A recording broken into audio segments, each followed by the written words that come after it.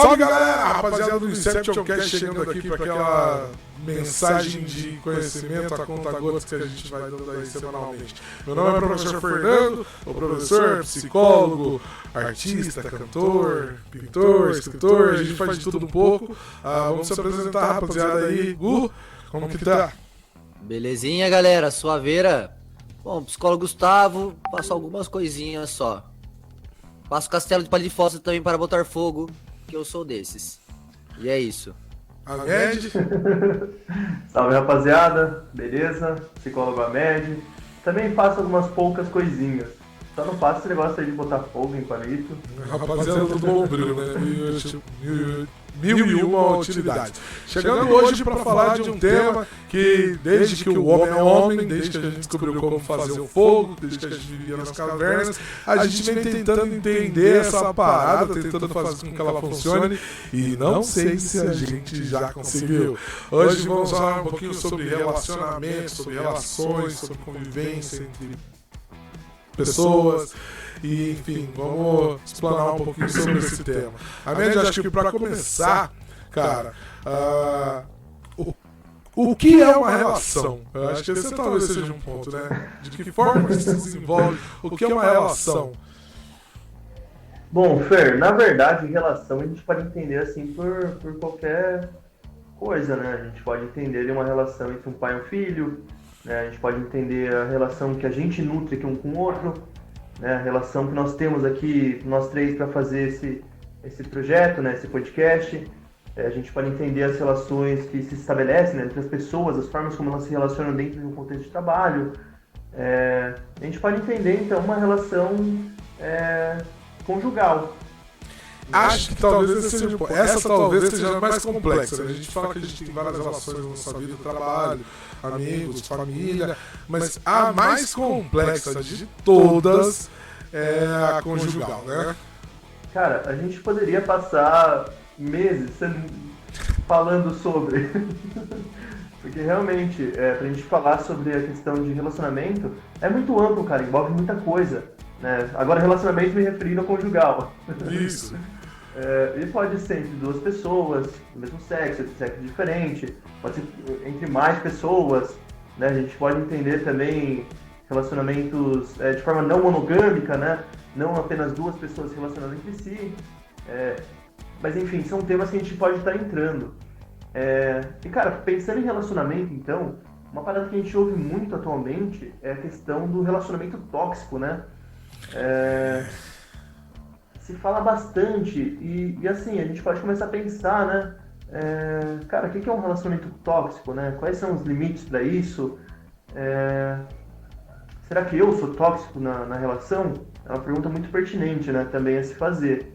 Eu acho que quando eu penso, né, não sei vocês, quando eu penso sobre essa temática, uma das coisas que sempre me faz pensar muito é muito bom aqui nesse ponto termos o Gustavo aqui junto com a gente, porque eu acho que um dos grandes problemas está relacionado àquela paradinha chamada ego, né, Gustavo?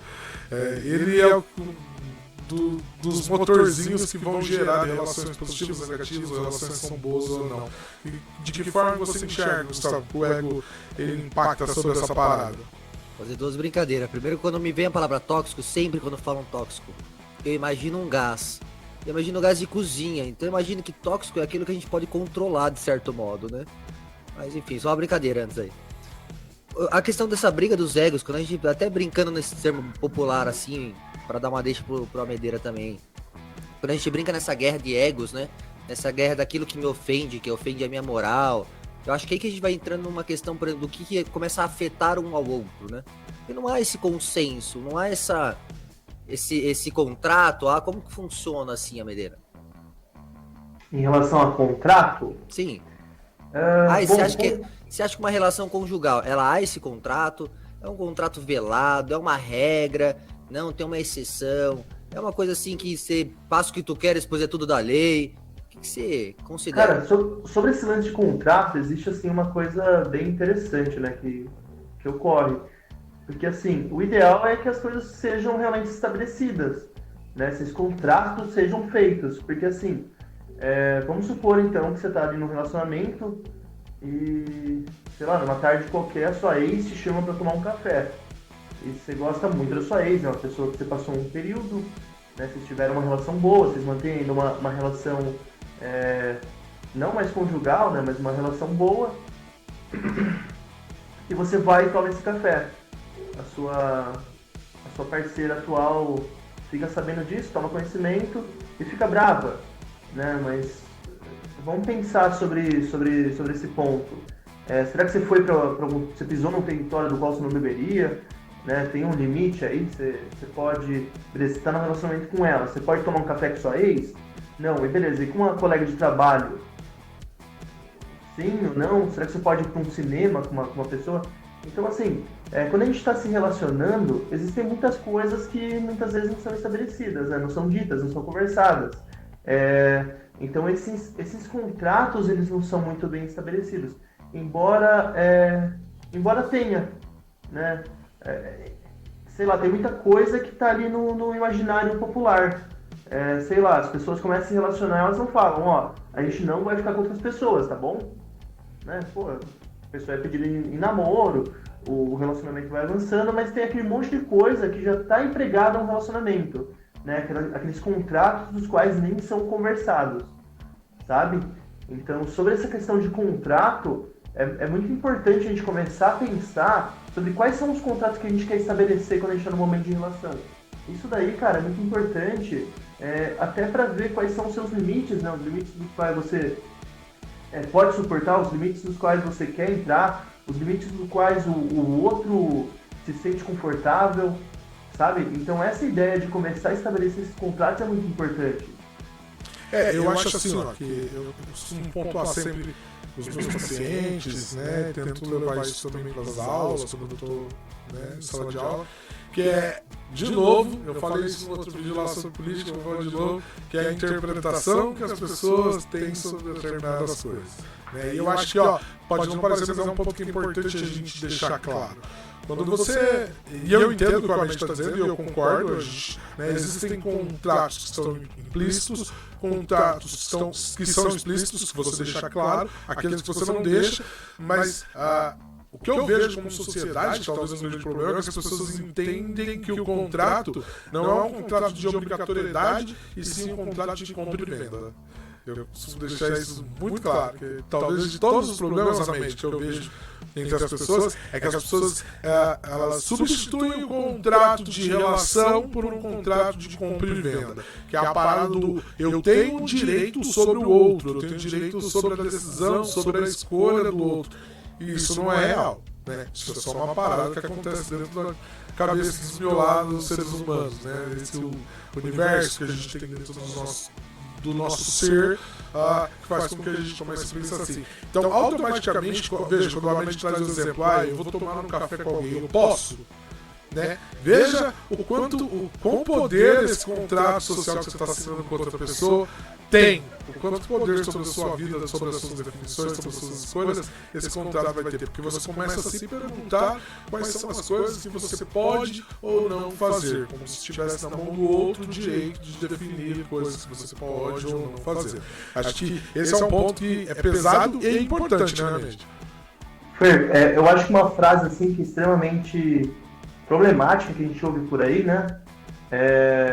Pô, eu deixo a minha namorada, ou eu deixo a minha esposa, ou eu deixo fulana sair com as pessoas. Eu deixo, cara? Como assim?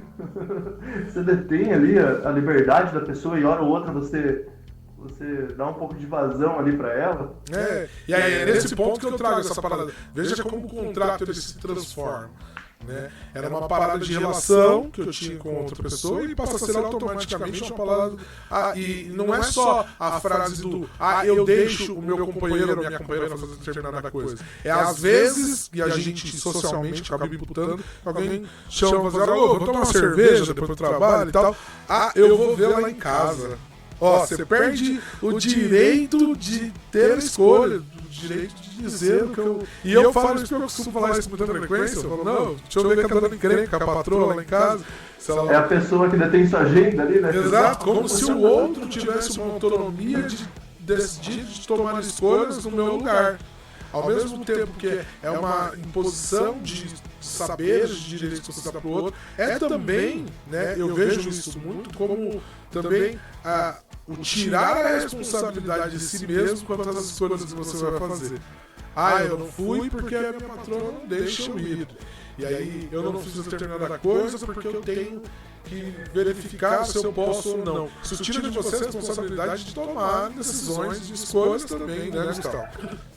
Fazendo um link aqui, se a gente considerar nesse consenso geral, vou usar até a psicanálise, né, que trata objeto como situação, lugar ou pessoa, então vou chamar de objeto por isso. Parece que eu estou tomando posse de um objeto, detém ou não essa troca, essa funcionalidade, e aí eu vou ir para um outro ponto que vai seguir isso daqui, quando eu tenho um objeto em mãos. Um sentimento chamado ciúmes, que para a psicologia é o medo de perder o algo, o medo de perder o objeto. Então fica uma relação realmente não sentimental quando a gente fala, por exemplo, de um objeto, de um ciúmes, algo assim, né? Fica bem contratual, sei lá, não sei. A gente tem uma relação, Gustavo, falando lá, né, o Fer já começou a dar um chute aí em relação ao ego, e a gente tem uma relação assim que é interessante, que marca muito a infância, a forma da qual a criança ela exerce aquele egocentrismo, né? Então a criança, ela nos primeiros anos de vida, é tudo meu, é tudo eu, né? Eu quero leite agora, se ela não tem alguma coisa na hora, ela chora, ela exerce dessa forma a frustração dela. A criança ela vai desenvolvendo um pouco melhor, né? O seu vocabulário vai se desenvolvendo e continua nesse negócio de egocentrismo, né? Então, é meu carro do meu pai, é tudo meu, né? É um lance assim até de sobrevivência, né? É importante que a criança tenha isso, é importante que a criança ela realmente vá nessa linha de solicitar tantos cuidados dos pais, até porque ela ainda não tem a condição de se manter, né? Ela ainda está numa relação de dependência mesmo. Então é um lance realmente bem de sobrevivência, sabe? E esse lance de ciúmes, cara, ele começa a aparecer ali na infância também, né? Falando sobre a psicanálise, né? Ainda dentro desse contexto, tem lá a relação, né? Freud traz muita ideia do Édipo, né? Que essa relação que o nenê ele tem em relação aos pais, a criança tem em relação aos pais, muitas vezes de ciúmes, né? Então os pais acabam sendo os primeiros amores da vida. A gente vê, às vezes, no Instagram, aqueles vídeos que a gente vai passando, e sei lá, um casal, uma criança no meio, aí um beija o outro e a criança fica brava, a criança quer tirar, né? Então é uma relação de posse, sabe? Isso daí ele se encaixa muito perfeitamente na ideia do relacionamento tóxico. A gente vê muitos elementos de relacionamento tóxico se dando desde a infância, cara. Se dando desde a infância. É um negócio no qual a gente tem que começar a pensar, né? A gente tem que começar a desconstruir essa ideia de obsessão, essa ideia de posse em relação aos pais, essa ideia de ciúmes, né? Que muitas vezes acaba sendo até extremamente doentio, para começar a amadurecer mesmo, sabe? Para começar a entender o lugar do outro, né? O objeto, né? Que o objeto ele não está dentro, né? O objeto ele está fora. Muitas vezes a gente coloca dentro, né? A gente vê até mesmo em um momento de separação, por exemplo, onde é como se o objeto ele fosse arrancado, a pessoa fosse arrancada, a pessoa realmente coloca para dentro, de repente a hora que termina, pô, rompeu, arrancou, tirou, né? E vai embora, então a gente se fragmenta, a gente perde uma parte. Então, pensando nisso, né, e pensando nesse movimento de ser tóxico e saudável, o ideal é que a gente busque sempre uma relação mais saudável, sabe? Entendendo a posição do outro, entendendo a nossa posição nesse relacionamento, entendendo muitas vezes a causa do nosso ciúmes, da nossa posse, entendendo essa relação de controle que é muito presente, sabe? Para que realmente a gente consiga estar dissolvendo isso. Vou brincar aqui agora eu não aguentei, vou ter que falar. Você é um brincante, né, Gustavo? Eu sou Melanie Klein, eu sou um brincalhudo. Eu sou que nem Melanie Klein. Vocês dois citaram Nietzsche, então eu deixei, ué. Vocês ficaram falando de Nietzsche, vocês estavam explicando Nietzsche até agora, eu fiquei quieto, ué. Sabia? Eu tava esperando, velho. Vocês dois falaram tão bem de Nietzsche que eu falei, não, deixa com eles hoje, pô. Não, mas brincando com a ideia do Nietzsche mesmo, entende que ele traz a relação humana como realmente a ideia de que todo ser humano é egoísta. Porque todo ser humano vai ter uma ideia de posse de alguma situação, até mesmo da minha vida. Então ele fala que essa tendência a ter essas ideias de posse, essas buscas, vamos dizer assim, essas conquistas, ela é inata no ser humano, ela é algo que todo ser humano vai buscar por si só ter algo que é dele. Os caras aí, a vida dele, a história dele, a família dele, a carreira dele, o status dele, enfim, tudo que seja dele. E a gente até brinca que quando falta muito desse dele, desse eu mesmo, entra num vazio existencial, numa relação de inexistência, né? Então, Nietzsche fala aí, né, que todo ser humano vai ser assim, então meio egoísta, né? Eu acho que tem um outro ponto que tem que ser trazido, tem que ser trago, né? Nesse olhar, nessa visão sobre a relação, que é quando o objeto, né? E ó, eu não sou psicanalista, então se eu falar Mas tá pegando. se eu falar uma besteira aqui, vocês me corrijam, por favor. Deixa ele, Amédio, ele tá sendo Mas psicanálise. é que quando, às vezes, quando o objeto, ele também tem lá as suas necessidades. Eu estou usando aqui o nome objeto só para identificar o outro da relação, né? Mas quando ele também tem lá as suas necessidades de vivências tóxicas, de se colocar na situação de vivenciar algo que é muito ruim para ele, mas é uma necessidade inata, né, que ele construiu durante a vida dele para que ele vivencie isso. Eu estou dizendo isso, né? Costumo dizer que eu sempre exemplifico muito. É o caso da mulher lá que apanha o marido. E aí quando você vai falar com ela, ela fala, mas ele é um bom pai, né? Ele é trabalhador, ela constrói toda uma parada de que aquilo ali é o normal, ela normatiza aquela situação por conta de vivências que ela teve, né? Quando da infância, tá tendo todo esse desenvolvimento do complexo de Édipo, do primeiro amor, e você vem de uma família desestruturada, onde essas questões acontecem de forma normatizada, você tende a normatizar na sua vida também. Né? É a velha história do eu estou sofrendo, mas tudo que eu conheço na minha vida é sofrimento dessa forma, então esse sofrimento me é muito válido. E aí a gente observa e acaba convivendo com pessoas e vem situações onde as pessoas sofrem algo muito grande e em determinado momento ela sofre algo muito menor e ela explode, né? Ela não aguenta sofrimento menor, porque é um sofrimento novo, é algo que ela não está acostumada, que ela não está vivenciando. E aquele sofrimento que mais pesado, e estou aqui divagando, porque é muito complexo a gente falar sobre peso do sofrimento, qual sofrimento que é maior, qual que é menor. Eu sei que é muito complexo, mas tem construções sociais onde a gente vai valorizar determinadas coisas e não outras coisas, e que a pessoa vai acabar não observando. Né? O que eu estou dizendo é aquela mulher que cresceu, por exemplo, numa família vulnerável e passou muita necessidade financeira, passou questões relacionadas à vulnerabilidade, à fome, quando era pequena, e aí casou com um cara que é extremamente tóxico, mas que provém todas as necessidades que ela não tinha lá atrás. Então veja, toda essa toxicidade que esse relacionamento está trazendo, ele se torna muito menor do que toda a toxicidade que eu vivi em relacionamentos anteriores com meus pais, com meus pares, com meus familiares. Então eu aguento, eu tomo porrada, mas não tô passando fome, sacou? E isso vai construir. E ó, mano, parece um absurdo, mas eu tenho certeza que todos nós podemos elencar pelo menos 6, 7 casos que a gente conhece assim. Pessoas que vivenciam, né, Ahmed, esse tipo de situação. Faz sentido ou eu meio que tô viajando? Porque não é minha praia, hoje aqui eu tô só de intruso. Cara, você tá sendo quase um novo Freud. Ô, louco! Freud, ele tem um texto, cara, que traz, assim, uma ideia que é muito libertadora, né? Que é a seguinte, ele fala sobre a ideia de que o ser humano, ele recorda, repete, né? Tem até psicanalista que brinca com isso, repete inúmeras vezes, pra, por fim, elaborar. Né? Então está muito dentro desse contexto que você trouxe. A criança é uma tela em branco, né? A gente é uma tela em branco quando nasce.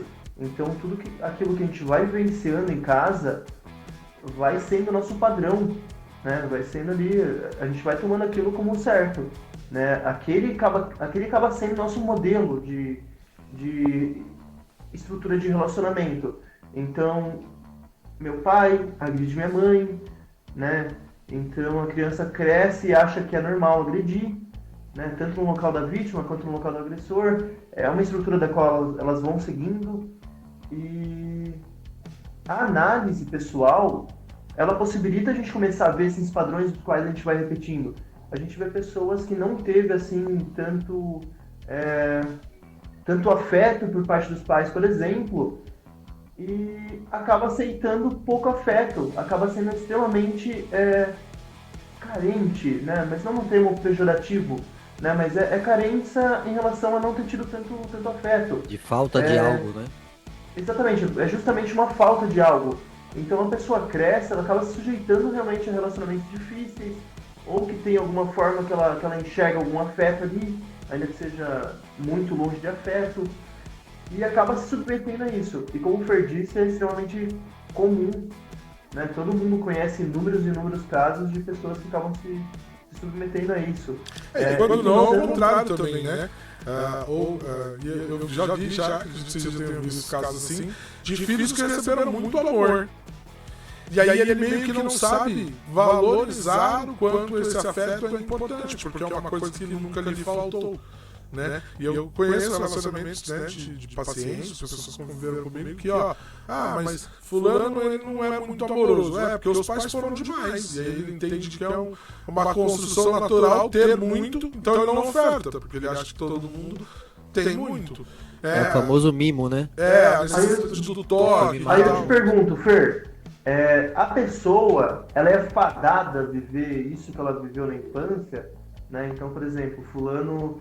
Ele recebeu muito afeto, recebeu um pouco afeto, ouvia uma agressão, ouvia tal coisa em casa. A pessoa é fadada a viver essa vida? Quer responder primeiro, Gustavo? Ou quer que eu responda primeiro? Com certeza não é fadada, vai ter sempre uma porcentagem aí. Eu acredito, né, que sempre tem mais de uma opção na vida. Aí nesse ponto aqui os psicólogos começam a divergir. Eu já acho que sim. Eu acho que as suas construções sociais são... não acho que... Talvez não fadado, mas a construção social que você teve na sua infância é o que vai construir os seus parâmetros de relações que você vai buscar no seu futuro.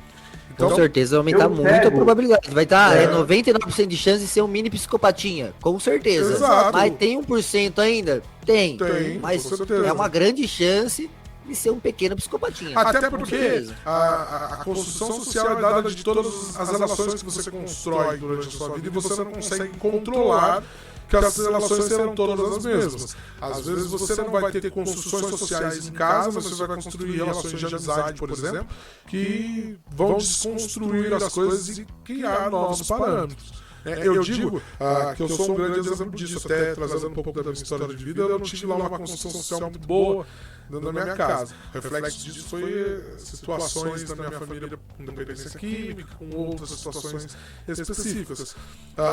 E eu vivenciei algo durante a minha adolescência lá, pré-início de ensino médio, de conviver com pares que tinham visões totalmente diferentes da realidade que eu tinha.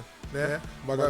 Fiz estudar na escola, fiz amizades com pessoas que eram de não vou dizer eram de classes sociais diferentes, mas eram da mesma classe, muito acima de onde eu estava, sabe? Era classe baixa também, mas muito acima, com perspectivas de vida muito diferentes das que eu enxergava.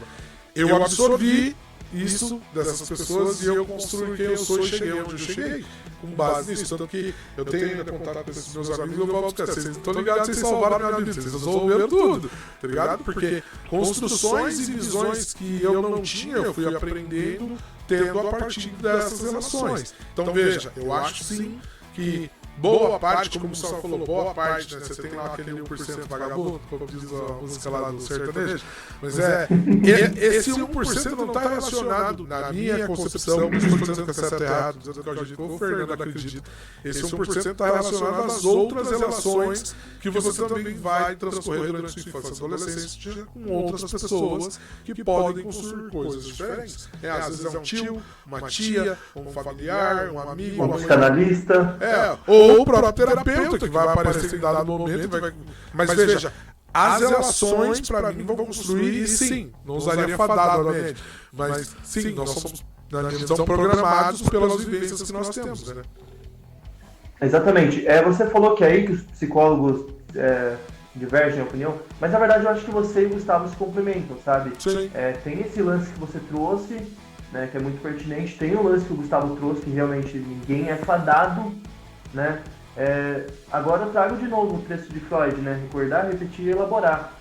A gente vai recordar e repetir todas essas estruturas, até que a gente consiga ter um insight, né? Até que a gente consiga realmente elaborar aquilo que a gente estava repetindo. E a prova de que as coisas se complementam, que você vai olhar lá pro ciclo gestáltico, é a mesma coisa que você acabou de falar. Você vai viver ciclos novos até você elaborar e resolver o primeiro problema que a gente traz. E, ó, não importa se é Freud, se é um outro pensador. Se é Nietzsche falando sobre eterno retorno, né, Gustavo? Roubou uma, eu tinha 2 pra lançar e roubou aqui, hein, cara? Olha só. Mas vou usar outra então. Melanie Klein, aqui, uma seguidora de Freud, né? Falava freudiana, falava das posições. Ela fala que nós vamos repetir as mesmas posições até que em determinado momento a gente vai ter uma visão diferente. E aí vai seguir um outro rumo com mais um monte. Nietzsche também, que é eterno retorno, claro. Não é. Todo mundo fala, não adianta. Provavelmente deve estar certo, né? Porque todo mundo fala. Você vê, você vai em várias abordagens diferentes, vários teóricos diferentes, eles estão dizendo a mesma coisa com outras palavras. Deve ser, tá ligado? Eu já acho que é uma verdade absoluta já, porque não existe verdade absoluta, né? Óbvio, Einstein já provou. Mas eu diria que essa seria uma aí que tá próxima. Se tivesse um sorteio, podem colocar essa no meio que tem grande chance de ganhar. A teoria forte. É uma boa. Então, e o lance, gente, é justamente esse, sabe? A gente vai recordar, repetir e elaborar. E esse é um dos grandes pontos que Freud trouxe em relação à própria análise, sabe? A partir do momento que você faz análise pessoal, né, que você está ali com um psicanalista, realmente falando sobre sua vida, entendendo todos os mecanismos, você começa a dissolver tudo aquilo que seu passado te propunha ser, sabe? Por meio disso você começa realmente a gente é uma tela em branco da qual na infância a gente é preenchida, a gente começa a apagar aquilo lá que foi preenchido, sabe?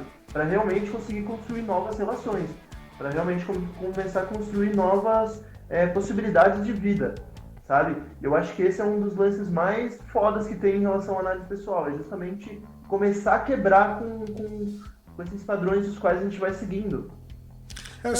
E aí agora, né, trazendo talvez um pouco mais da análise sociológica para a coisa, quando eu olho para a sociedade hoje, eu vejo que boa parte dessa quebra desses paradigmas se dão pelo novo modelo social que nós vivemos em relação ao mundo. Né? Houve uma quebra nas últimas décadas, né? Você pega lá dos anos 60, 70, existia um papel, e não estou dizendo que, veja, não estou dizendo assim, tem que ser assim, mas existia um papel que cada personagem desempenhava dentro da relação. Né? Não pouco a gente tinha lá as mães que ficavam em casa, cuidavam dos filhos, e o pai que saía para trabalhar, se tornava um provedor, e aí essa mãe ela tinha poucas relações sociais, e aí as depressões acabavam aparecendo porque ela não tinha vida, né? Enquanto esse pai ia viver novos relacionamentos, né? Tínhamos a velha história do cara que tinha 2, 3 famílias, sabe? Porque ele saía vivendo e vivenciando, e não estou dizendo que isso hoje acabou, mas as construções sociais se tornaram outras, né? A necessidade do ter se tornou muito maior do que a necessidade do ser, porque veja, eu, pelo menos Fernando, enxergo que quando você assume determinado papel, você está dizendo, ó, esse aqui é o que eu sou,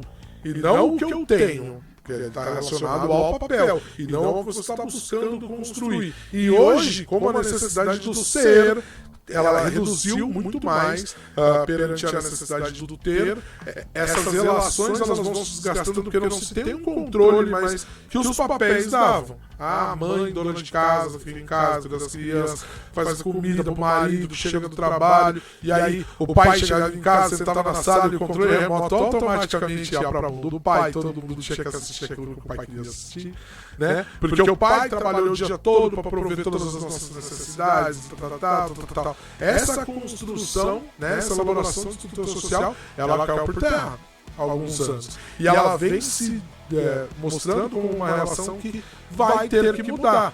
E aí, conforme ela vai mudando, as formas de relação, elas vão mudando junto para se adaptar a essa nova realidade. E aí a gente Geist, né? O espírito da época, né? E aí a gente tem hoje a construção de novos relacionamentos, pessoas mais antigas têm muita dificuldade de entender. E pessoas, às vezes, mais jovens também têm muita dificuldade de entender. Por quê? Porque são relações que estão quebrando esses papéis e se tornando coisas novas baseadas nas relações que você tem.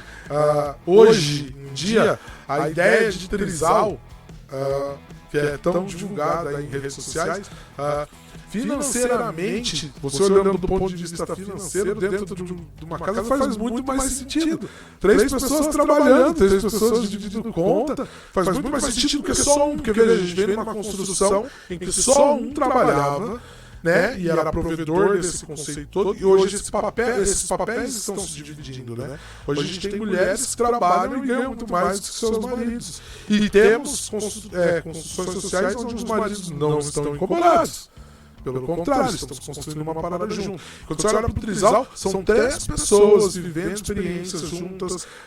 E você pode ou não entender essa parada, mas são 3 pessoas vivendo experiências juntas, dividindo conta, né? Vivenciando coisas totalmente diferentes. Enfim, faz sentido na nova geração, né, mente?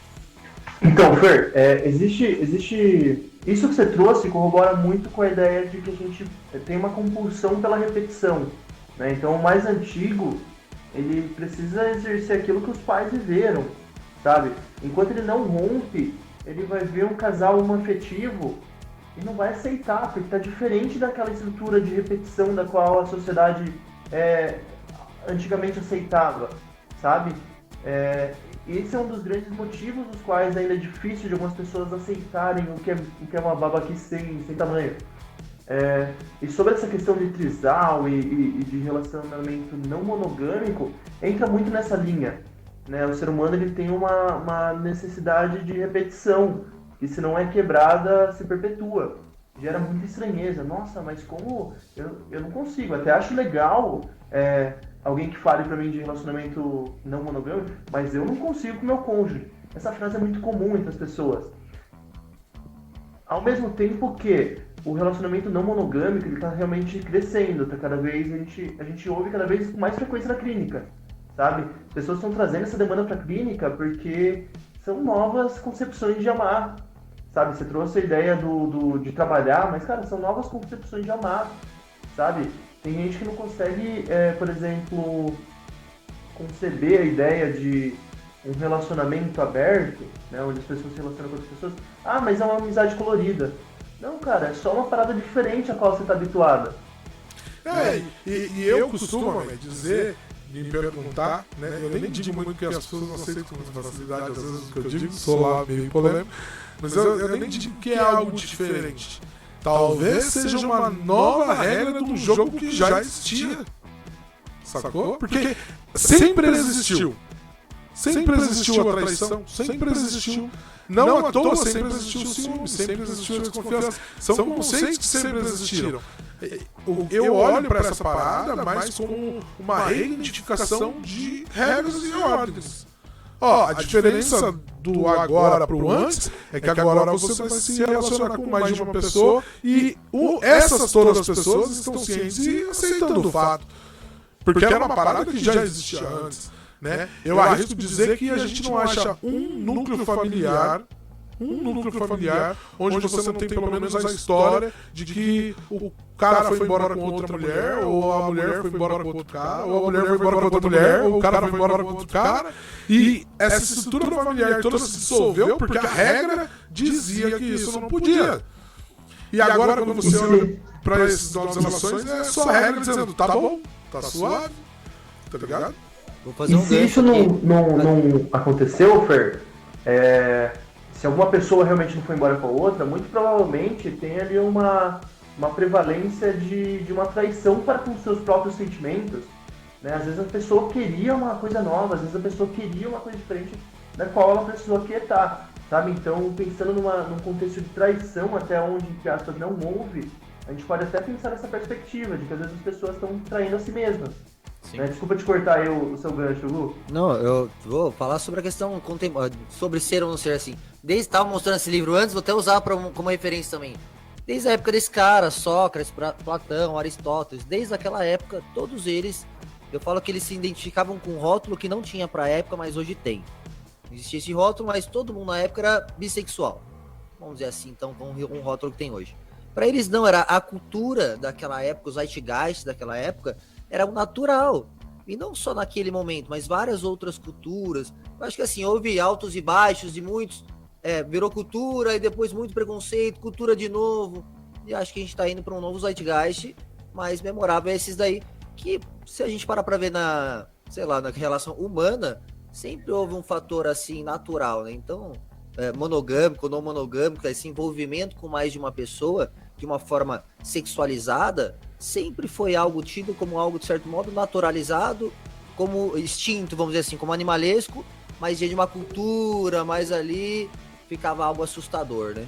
Não, e eu acho que o conservador ele vai surtar na hora que ele ouvir a gente falando isso, mas a real é que, de novo, eu só acho que a gente tá mudando regras. É comum, todos nós dizemos que nós conhecemos uma mulher que descobriu que o marido traiu ela, aí a relação se deteriorou, acabou, passou um tempo, e a mulher perdoou o cara, eles voltaram a morar juntos de novo. É normal, todo mundo já ouviu isso, sacou? Todo mundo já viu isso. Ou então a mulher traiu o cara, e aí o cara, não, vou matar, e aí depois de um tempo eles se organizaram, eles voltaram a ficar juntos, porque veja, era a necessidade do outro de viver uma experiência nova. E ó, tem gente que tem gente que não tem. E tudo bem, sacou? Tudo bem. Só que, veja, quando você olha para um trisal, por exemplo, você fala assim, eu não entendo, mas você entende aquele seu tio que traiu sua tia com outra mulher e sua tia perdoou, você entende o trisal. Você só não quer quebrar o seu paradigma. Mas você está entendendo, porque ó, a sua tia entendeu, ele foi, viveu uma parada e voltou. Ou o seu tio entendeu. E aí, o que a gente faz? A gente chama de corno. Seu corno, como se fosse lá a pior ofensa do mundo. Mas afinal de contas, o que é ser a pessoa traída? Qual é o contrato social que está relacionado à traição? O contrato social que está relacionado é o fato de que não me avisou, não é o fato de que estava com outra pessoa, é o fato de que eu fui enganado. Porque eu não fui avisado. Não houve essa conversa plena antes. A partir do momento que está avisado, que está acertado, ó, nós viveremos situações assim, você é traído, você foi traído, você não foi. Você não foi, porque o contrato estava especificando exatamente esse tipo de Tá jogo. no contrato aqui, ó, cláusula 3 aqui, ó, bem escritinha aqui, ó. Letra grande, Percebe gato. por que eu tenho essa visão de a questão não é a relação que muda, e sim o termo. As vias do termo, né? O Rousseau vai falar do contrato social lá atrás e a gente vai ver que ele tem esse impacto de mudança ou não. Eu acho que é mais ou menos por aí. Sobre esse ponto que você trouxe, Fer, de regras do jogo mudando, a gente entende que o relacionamento monogâmico ele faz parte de uma estrutura social que não é necessariamente uma parada lógica. Não é uma via de regra, né? Não, uma via de regra. Por que o ser humano ele tem que se relacionar com um? Onde que está isso daí? O ser humano é um animal que se relaciona com um. A gente vê tribos de indígenas que se relacionam de formas diferentes. Né? Tem tribos de Esquimó, por exemplo, que o cara, não enaltecendo isso, mas mostrando as diferenças, né? Que o cara é casado com várias pessoas, várias mulheres no caso, e se você vai visitar essa aldeia, esse cara, né, de Esquimó, ele te oferece uma das esposas dele. Olha, escolhe uma pra passar a noite contigo. E é isso. E sei lá, cara, ele tá fora do nosso contexto social, das nossas regras. E é assim que eles agem. Então, assim, por que a gente tem que viver nessa estrutura social? É a monogamia que rege a nossa forma de se relacionar. A partir do momento que a gente começa a romper com isso, a gente começa a enxergar novas possibilidades, sabe?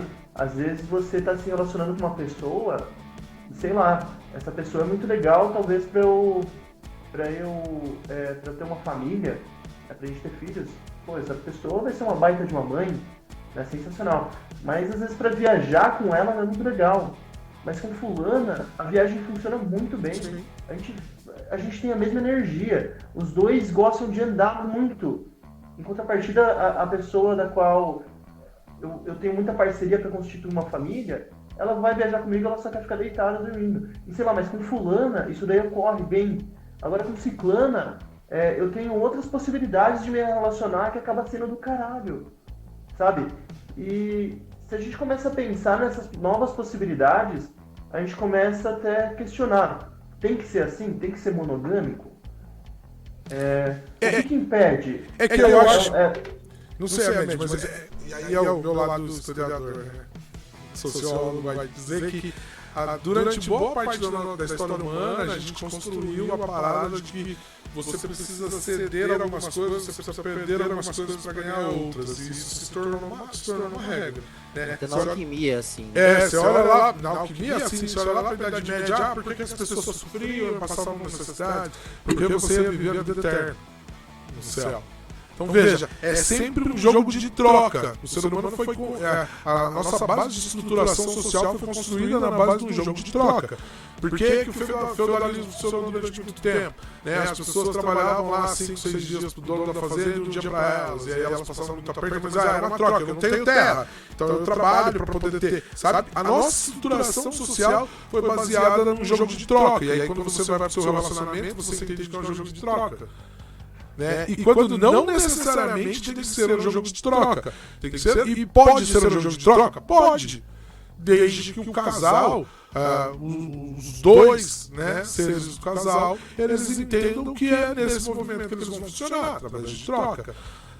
Eu quero ter uma família e eu vou viver com essa pessoa que vai ser um puta mãe, um puta pai, mas quando eu vou viajar ele não tá na mesma vibe que eu preciso perder algo para ganhar algo. E isso não se faz necessário. Isso depende do contrato que você assinou, das decisões que você decidiu que seriam. É um jogo de troca?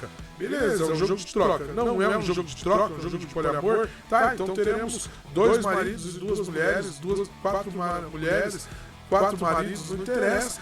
Porque em determinado momento eu quero vivenciar uma parada com você, em determinado momento eu quero vivenciar uma parada com o outro. E se isso está de acordo para todo mundo, porque o outro também tem o direito de vivenciar uma parada comigo, uma parada com o outro. Sei lá, vamos assistir eu, Gustavo, por exemplo, só para exemplificar aqui. Eu com Gustavo, eu com você, a gente passa horas falando sobre filosofia, certo? Vocês gostam de futebol, eu adoro futebol. Então, eu tenho que abrir mão... Tá falando com outras pessoas quando não fala com tem nós? Tem outros amigos? Peraí.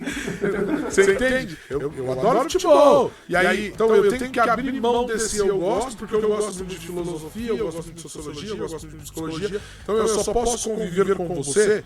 Não, eu posso ter outros. E aí tá na relação que vai dizer se isso pode ou não acontecer, é o contrato social, é o contrato que as pessoas estão fazendo. Se disser que pode, tudo bem. Né? Já pensou? Você faz amizade com uma moça que gosta muito de filosofia, muito de psicologia, mas pouquíssimo de sexo, e você gosta muito dos dois? Né? Ou o contrário? E nesse momento, cara, eu acho que a gente volta lá para os primórdios do nosso encontro de hoje. Né? Para os primeiros temas que a gente trouxe, a questão da obsessão, a questão dos ciúmes, a questão da posse, a questão do relacionamento tóxico. Né? As bases que realmente impossibilitam as pessoas de vivenciarem coisas do tipo são muito pautadas ali no próprio, na própria insegurança, na questão de posse para com o outro, né? O outro não pode fazer isso, na questão dos ciúmes. E assim, eu não tô também falando, todo mundo tem que ser desconstruído ao ponto de permitir. Não, cada qual vai se relacionar de uma forma, mas a questão é a gente entender que existem muitas possibilidades, e não uma só. Libertário sempre, tem que liberar várias opções. Sempre várias opções. Ou não! De liberdade que o Fer trouxe, E sobre esse lance de liberdade que o Fer trouxe, é aquela coisa mesmo, né? Eu concordo demais com isso, acho que esse é um dos pontos centrais quando a gente vai falar sobre relacionamento aberto, não monogâmico, que é a ideia realmente de se eu quero liberdade, cara, eu tenho que dar liberdade pro outro, senão nunca vou ser livre, né? Senão vai cair naquele relacionamento tóxico. Então se é isso que eu quero, né, o outro tem que poder exercer essa mesma parada. Se eu curto viajar de um jeito, eu quero constituir uma família, a pessoa tá feliz com isso, e eu gosto de viajar, a pessoa não gosta, mas sei lá, eu posso ter esse momento, caso seja acordada, a pessoa pode ter um momento que ela quiser. Seja viagem, seja jantar, ou seja filme com outra pessoa também, sabe? E é esse o lance extremamente pertinente, sabe? Então as coisas têm que estar acordadas. E quando a gente fala sobre contrato, cara, é interessante a gente pensar que, assim, relacionamento não monogâmico é uma estrutura tal como um relacionamento monogâmico, que vai ter as regras. Então, assim, eu posso me relacionar com uma pessoa de forma não monogâmica e, sei lá, e não querer saber se ela ficou com outra pessoa. Né? Não quero saber, vai e faz o que você quiser. E eu posso também não querer dar satisfações, sabe? Bom, a gente fica com outras pessoas, isso está acordado. E não vamos ficar trazendo para nossa relação as experiências externas que nós tivermos. É uma possibilidade. Ou olha, a gente vai ficar com outras pessoas desde que... E juntos. Seja... Oi? Vamos ficar com outras pessoas e juntos. Tudo depende do acordo. Exatamente. Tem uma possibilidade. Ou a gente vai contar tudo que aconteceu fora. Beleza, ó, eu acabei ficando com fulano, ciclano. Enfim, são várias formas, sabe? E o lance os contratos que não são ditos, mas que existem, são problemáticos, sabe? Seja uma estrutura monogâmica ou não monogâmica, a gente tem que sempre estabelecer esse tipo de ponto, né? Pra não ficar aquele negócio no ar, né? Pô, você fez isso, você sabe que não deveria fazer, né? Então, é sempre bom conversar. É assim mesmo, tem, né? Eu acho que tem dois pontos aqui que são bem fundamentais, né? Acho que são dois pontos que são extremamente fundamentais. Primeiro, o problema está nos contratos e não nas relações. Isso pra mim é uma coisa que é muito nítida. Você firma contrato com as pessoas e esses contratos eles deixam coisas implícitas e explícitas e normalmente o que dá pau é o que está implícito, não o que está explícito. Ligado? Esse é o primeiro ponto. Eu acho que a gente precisa entender que a gente precisa criar contratos novos e respeitar essas coisas que foram acordadas. Esse eu acho que é o primeiro ponto. Segundo, a gente precisa parar de vitimismo e aceitar coisas que nós não queremos só para ter coisas que nós queremos. De novo, a velha premissa do eu preciso ceder para ganhar, ela atrapalha a sua vida. Porque às vezes, e eu não sei se vocês conhecem casos assim, de que o contrato está bem estabelecido. A média, nós temos uma relação, mas eu vou ficar com outras pessoas. E aí o seu medo de me perder te faz aceitar algo que você não aceita. E aí daqui 6 meses você fala, eu não aguento mais essa situação. Pô, o problema é teu. Foi você que aceitou uma parada que não deveria. Mas eu não ia estar com você. É a vida. Você tem que parar de se sujeitar a situações que você não aceita para estar com outras pessoas. Você tem que fazer isso por si só. Essas demandas são questões que são muito importantes, que acontecem com muita frequência, né? Posso juntar, fazer um elo aí entre os ciúmes e a autoestima, o ego e tudo mais. Então a gente para pensar então que de fato, por exemplo, vou dar um exemplo. Sei lá, gosto muito de assistir TV então com a média, dando essa relação aqui que a gente tá usando aqui, bem, com várias pessoas. O Ahmed é o cara pra mim que eu gosto de assistir um filme com ele. Talvez haja, às vezes, quando a gente pensa no ego lá, quando age na relação da minha motivação, da minha autoestima, que eu pense que somente se eu perder o Ahmed pra isso, eu não vou ter outro alguém pra colocar no lugar. Então vai ter aí uma relação de ciúmes. Então penso sempre que a questão tá na minha... como eu me vejo. Eu sou capaz de encontrar várias outras pessoas que eu posso... eu ia falar usar pra isso, é só bem estranho, mas de fato, estar nesse momento... com essa outra pessoa, porque eu gosto nesse momento estar fazendo isso com outras pessoas, tem um momento pra ficar sozinho, mas tem um momento que é legal para isso, então eu tenho essa capacidade, eu sinto que eu posso buscar, que não é a única pessoa no mundo, então há essa relação de busca ainda, desta autonomia, se houver, tranquilo, se não houver, ela vai ter esse ego quebrado, essa autoestima totalmente mais fragilizada, e vai falar, se eu perder esse aqui, eu tô ferrado, e aí vai ter uma relação de ciúmes, por exemplo, do medo de perder o objeto ali de novo. Sim, é uma relação que está totalmente relacionada a status, porque veja, todos nós já entramos em relações em que você tem aquele status do não tô namorando, tô só ficando, então eu posso ficar com outras pessoas. E tudo bem, tá ligado? E tudo bem. E isso se perpetua até o momento em que você assina um outro contrato. E ó, presta atenção o quão importante é o contrato que você assinou e não a vivência que você está tendo com essa pessoa. Porque você estava ficando com ela, e vocês estavam só ficando, e eu saía com outras pessoas, ela saía com outras pessoas, e isso não era considerado desrespeito. E nós estávamos bem felizes até esse momento onde a gente falou, vamos namorar? E agora você é só meu, e eu sou só seu. daqui pra É o frente. mesmo lugar, só mudou a bandeira. Exato. São as duas mesmas pessoas, as mesmas experiências, as mesmas vivências, é tudo mesmo. Só mudou o contrato. E aí, a partir de agora, se você me entrar, eu te mato, porque eu sou corno. E até ontem eu não era. Até ontem você podia sair com outra pessoa que eu não me consigo. Porque, veja, é muito mais importante o contrato do que a vivência. Porque a vivência não mudou, são as mesmas pessoas. Você entende? Bom, gente, a gente discorreu aí sobre bastante assunto, né? Sobre a questão de ser tóxico ou não, sobre a questão do ciúme, sobre a questão de posse, formas de relacionamento, sobre a importância do diálogo, de estabelecer os inúmeros contratos que uma relação pode ter. Mas como a gente falou no começo do vídeo, é um assunto muito vasto, né? Eu acho que a gente deu uma pinceladinha em algumas coisas. Acho que dá para finalizar aí por hoje, com tudo que foi dito. E eu acho que a gente tem que continuar trazendo assuntos de relacionamento, né? De chavar melhor aí a questão dos ciúmes, né? Englobando ali as problemáticas que tem, a questão das formas diferentes de se relacionar, de forma não monogâmica, né? Acho que são tópicos que a gente pode estar trazendo aí para realmente se aprofundar.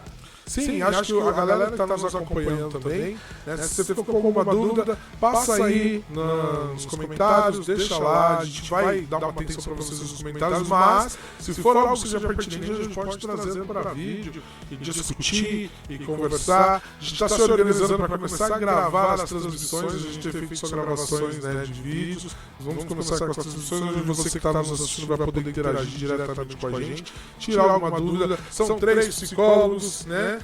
Então é de extrema importância que a gente pode agregar e responder as coisas. E com isso a gente vai inteirando um pouco mais esse assunto para que as pessoas entendam e para que você que está em casa olhe para o seu relacionamento de uma forma diferente, porque às vezes o relacionamento é bom. Tá ligado? É só o contrato que tá errado. É só o contrato que tá errado.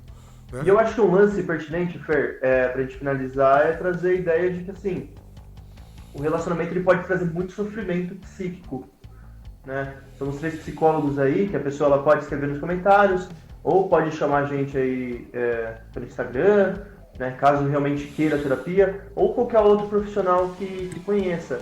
Mas o lance é realmente trazer assim, a importância, né, de que se tiver tendo problemas em relacionamentos, se tiver tendo... E como a gente começou o vídeo falando os aspectos dos quais o relacionamento conjugal ele pode ter como influência o passado ali, né? Então é importante a gente estabelecer melhores relações que tivemos com nossos pais também. Sim. Né? Isso daí Até porque fundamental que seja trabalhado. Até porque os problemas não se resolvem sozinhos. Isso é muito importante. Se você, meu querido Padawan, tá nos assistindo aí, não resolver o seu problema, ele não vai se resolver sozinho. Não vai. E a tendência, Fer, é que piora ao longo do tempo, né? As coisas não vão melhorar em algum momento. Cara, busca ajuda. Busca ajuda. Se tá em sofrimento por algum desses pontos que a gente trouxe, busca ajuda. Ou como diria o Gustavo, busca um psicólogo. Exato. Estamos aí para isso. Beleza, meus queridos? Só não se esquecendo, o Gustavo acho que vai dar um recado, só para não esquecer aqui. Eu não vou dar recado nenhum hoje, não. Só vou encerrar aqui falando meu nome mesmo, é Gustavo. E é isso só. É o livro, poxa, você lembrou, nem tinha lembrar. Dá um aí, galera, quem quiser. Dizer para quem está nos acompanhando aí, passar... Atendimento social, é isso aí. Dizer para quem estiver nos acompanhando, passar aí pelo canal, se inscrever, clicar no sininho para receber notificação, saber quando tem vídeo novo. O Deception deu uma pequena pausa, mas ele está voltando a todo vapor. Já temos aí vídeos gravados para publicar para você. Podemos falar no plural, vídeos gravados para publicar para vocês. Então, se inscreve aí, clica no sininho, comenta lá nos nossos vídeos. No próximo vídeo a gente vai dizer quem ganhou o sorteio do Kafka. Né? A gente deu uma pausa por causa do Covid-19, pegou aqui geral. Estamos aí de volta já. Então no próximo vídeo estamos aí divulgando quem ganhou o livro do Kafka lá da Metamorfose. É nóis. É nóis, querido. É nóis. O peão não pode parar. Não deixem o peão parar. Mais alguma coisa que vocês queiram dizer aí? Então, nos encontramos aí na próxima semana no mesmo bate-horário, no mesmo bate-canal. É nóis, queridos. O peão não pode parar. Exception. Valeu!